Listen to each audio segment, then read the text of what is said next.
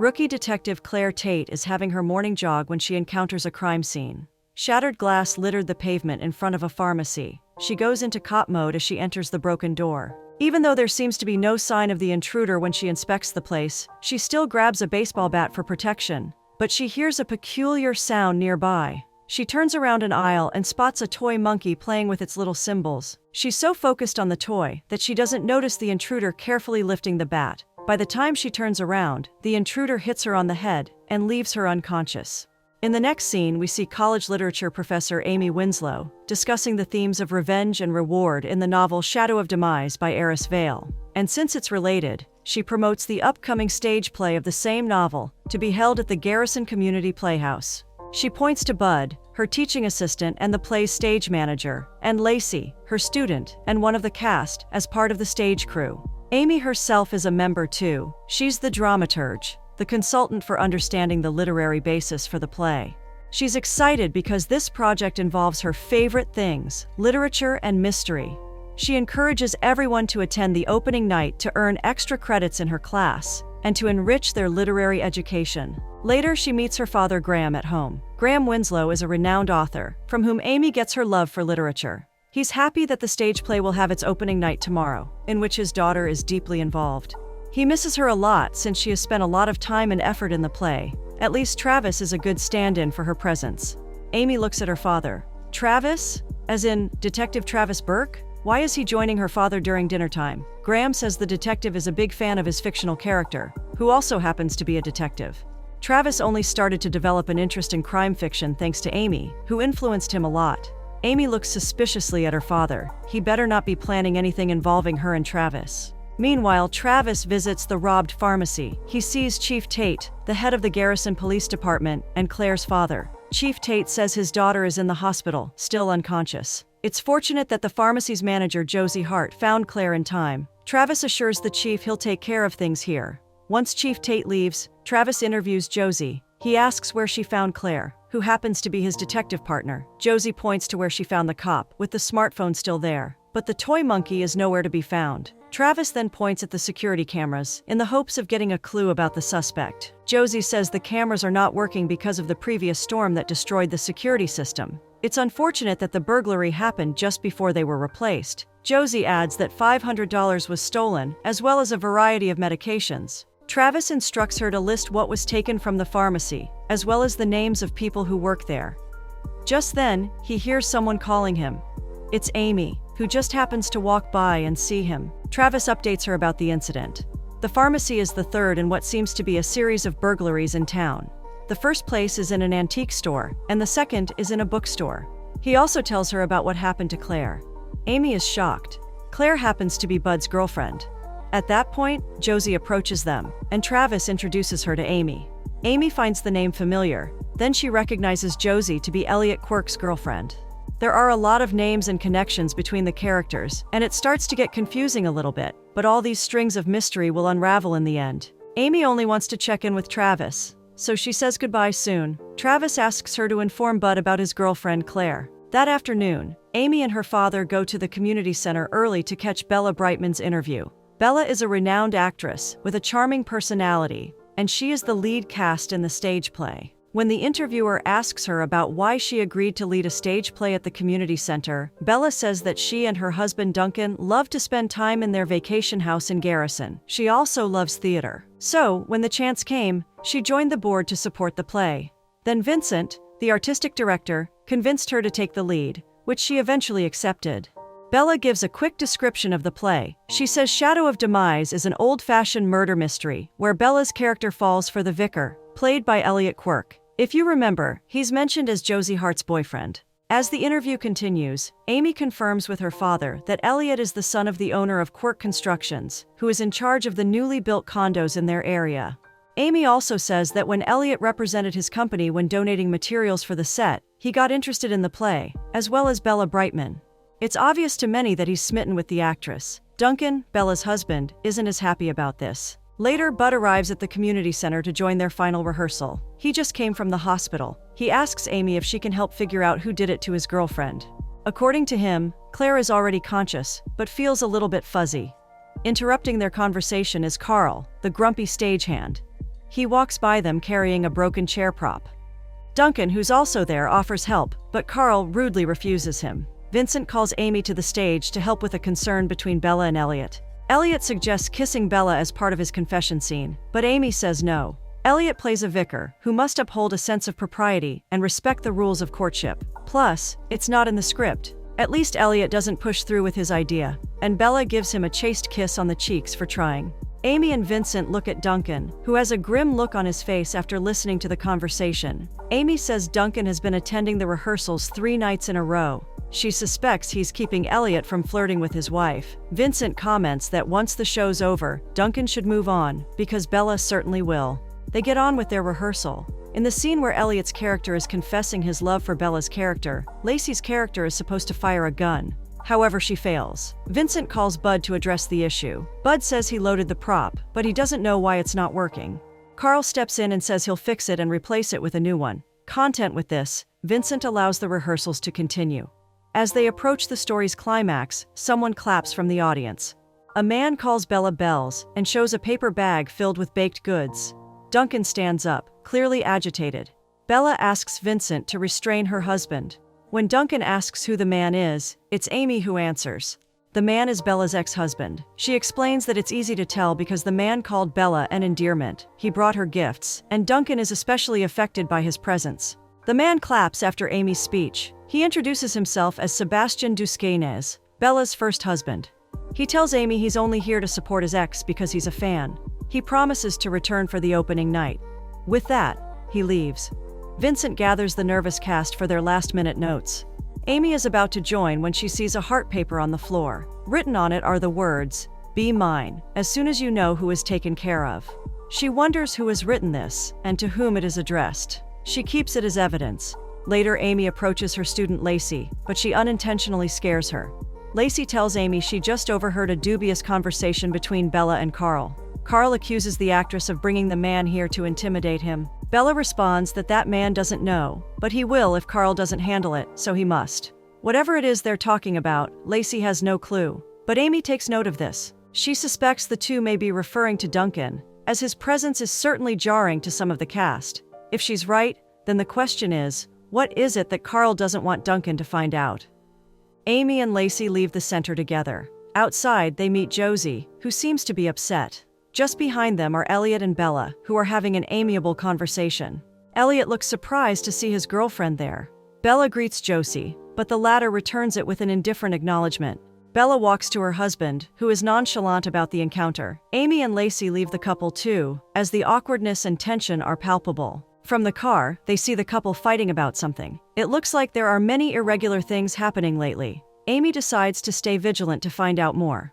Finally, it's the day of the play. Amy visits her father that morning. She updates him about the drama around the cast. She expresses her worries that these distractions may negatively affect the play. Graham advises his daughter to do something about it. So, Amy visits Elliot at the site of the new condominium. It's George, Elliot's father, who shows her where his son is. Amy greets Elliot, under the guise of checking in with the cast members. Elliot says he feels okay, but when Amy asks about everything else, he becomes awkward. He acknowledges the tension between him and Josie, but he pretends everything's okay. Amy doesn't push further and wishes him luck for tonight. Next, she visits Claire in the hospital, who is recovering from her injuries.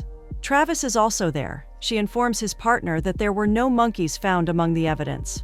Claire explains to Amy about the toy monkey she saw at the pharmacy, which can be a vital clue about the suspect. Travis thinks the toy was placed there to distract Claire, or it can mean the suspect was aiming for the cop, since the pharmacy is along her jogging route. Whatever it may mean, Amy reminds them that law enforcement is the one to answer their questions. But in the meantime, they must focus on the play.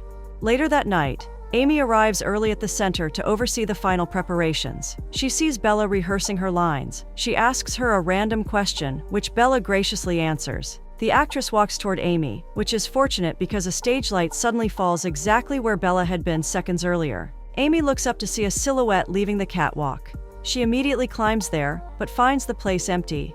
She gets a jump scare when Carl suddenly appears behind her to check on the stage light.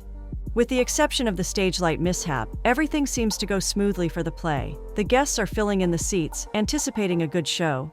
Travis is there, as well as Graham Winslow, to show their support. And then, the play starts. When it reaches the scene of the vicar confessing his love, Lacey does her part in shooting the gun. But, to the surprise of everyone, the supposedly blank shot hits the mirror prop, startling both Bella and Elliot. Travis jumps into action, immediately declaring the theater as an active crime scene.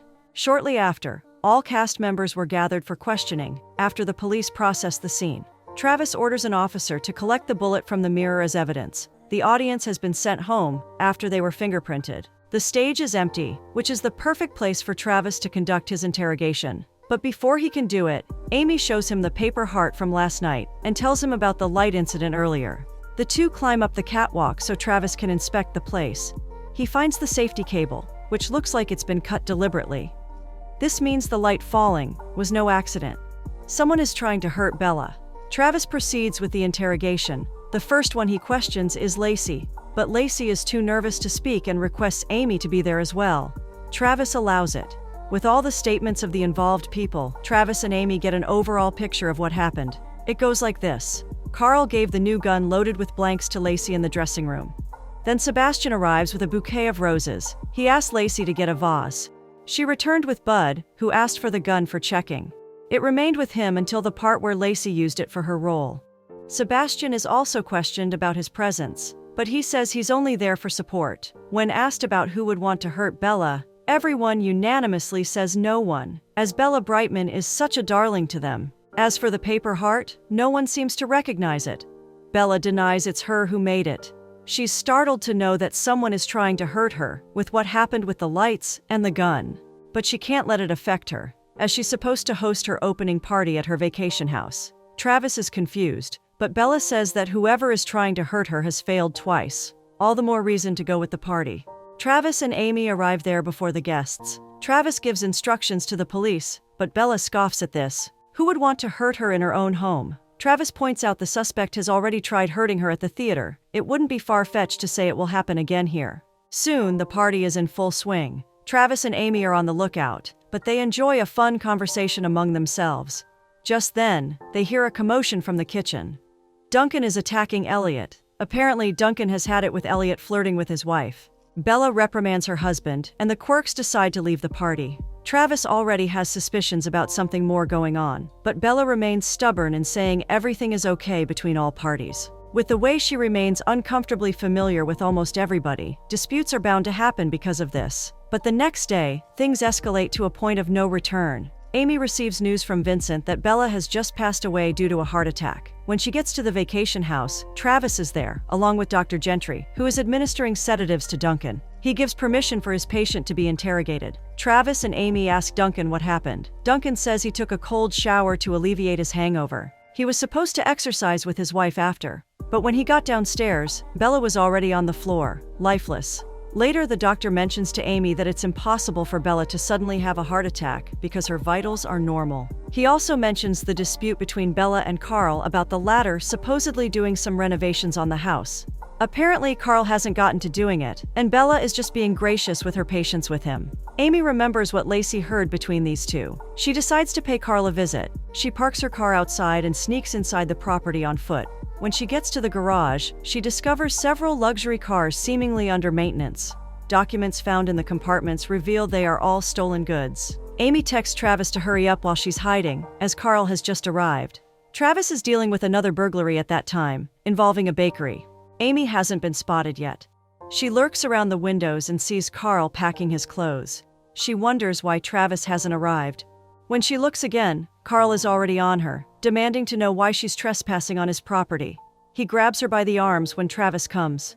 The cop chases Carl, eventually catching him. They interrogate Carl, wanting to know his involvement in Bella's case. Indeed, he owed the actress a huge sum of money for not doing the renovations. Carl has a big problem with gambling, so much so that even with selling parts of stolen luxury cars, he can't pay the money he owes. But he swears he has nothing to do with Bella's demise. Amy realizes this solves one of the mysteries that Lacey overheard. She explains to Carl that Bella never brought Duncan to intimidate him. She was actually being lenient. Regardless, Carl will have to be brought to police custody for the stolen cars. At the police station, Travis gently reminds Amy to be careful. He's aware of her tendency to get into trouble in the name of solving mysteries. But Amy waves his concerns aside, saying they should be focused on how a heart attack is induced in a healthy person.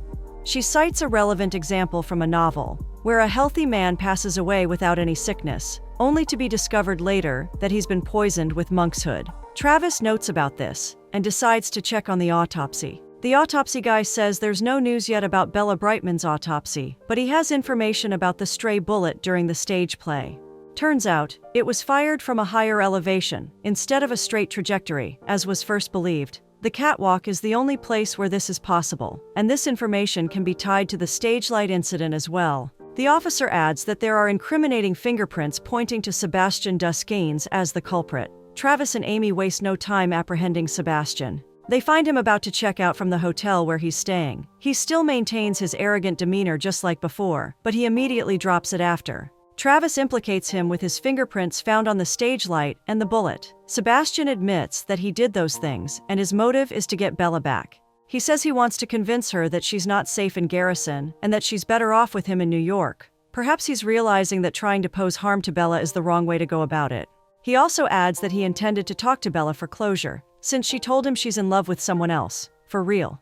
But it's too late for him, as Amy tells him about Bella's demise.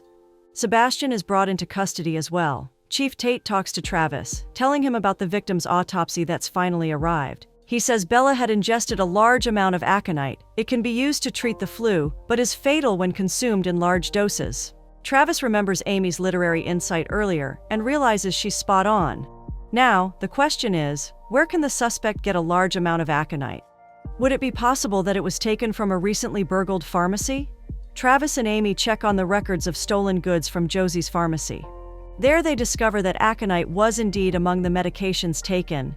Now all they need to do is make sure that the aconite stolen from the pharmacy is the same as the one found in Bella's autopsy to make the connection. But Amy wonders about why the culprit has to ambush Claire when it's clear it would be advantageous to not draw that much attention to the burglary. Travis looks at her. Certainly, Amy asks the right questions that lead to solving the case. But it's different this time.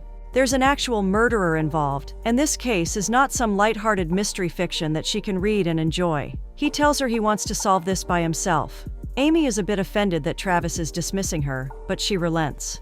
Travis makes an excuse of wanting to talk to Duncan to avoid the sudden awkwardness between them.